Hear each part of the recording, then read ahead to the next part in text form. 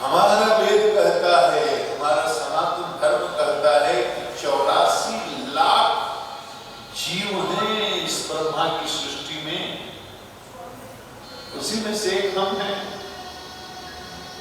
और पूरे 84 लाख जोनियों में हम अनंत अनंत बार घूम करके यहां आए हैं।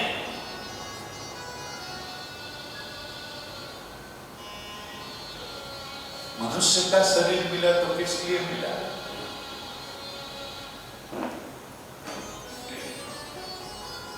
इसलिए मिला कि हम जीवन के अपने लक्ष्य को पहचाने, जाने कि हम कौन हैं। हम इसी शरीर से जान सकते हैं, बाकी भोग जोनियां हैं। चॉइस ऑफ एक्शन, कर्म करने की स्वतंत्रता केवल मनुष्य जोनि में है।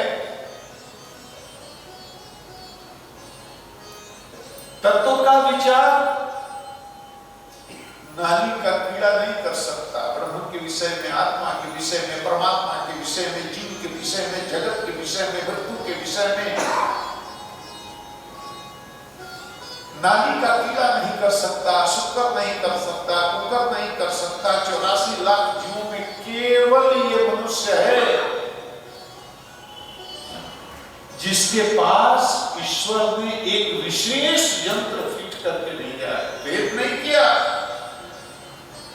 हिंदुस्तानी को देंगे, पाकिस्तानी को नहीं देंगे, ईरानी को देंगे, जापानी को नहीं देंगे, हिंदू को देंगे, मुसलमान को नहीं देंगे, सिख को देंगे, ईसाई को नहीं देंगे। नहीं, मनुष्य जोनि में जैसे हमारा जन्म हुआ, भगवान ने बिना किसी भेदभाव के एक हमारे अंदर विशेष प्रकार का यंत्र फिट करके भेजा।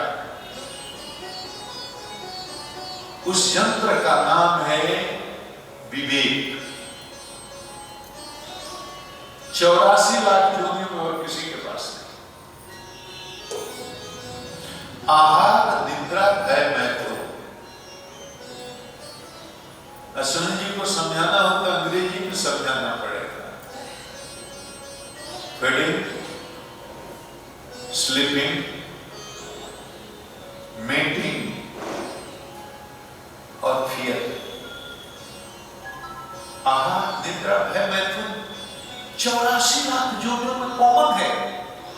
सबको कोई ना कोई आहार चाहिए। आहार का प्रकार अलग होगा। शेर का आहार अलग, मनुष्य का आहार अलग, सुअर का आहार अलग, कीड़े का आहार अलग, लेकिन आहार सब लेते हैं। शरीर मिला तो आहार लेना पड़ेगा, प्रकार अलग होगा। सोते सभी हैं, पेड़ पौधे वृक्ष भी, तरीका अलग अलग है।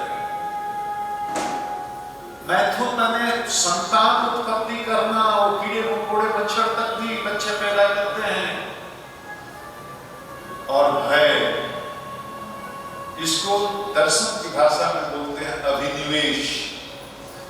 मृत्यु का भय समान रूप से सब में व्याप्त है।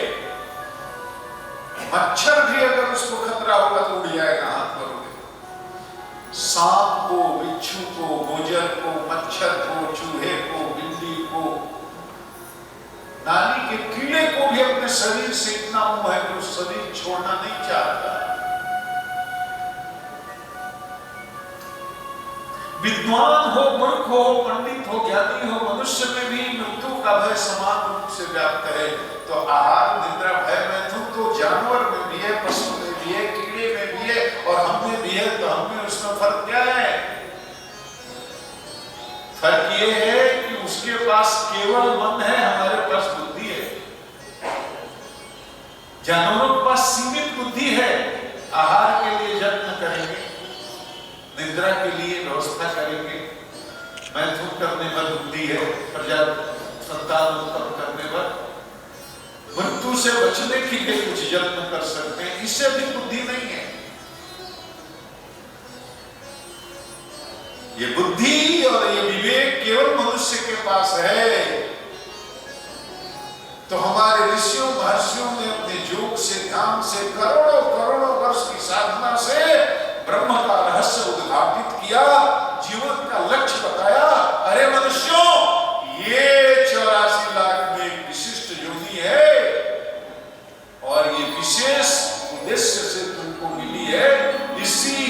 जीवन में तुम अपने मूल स्रोत को जान जाओ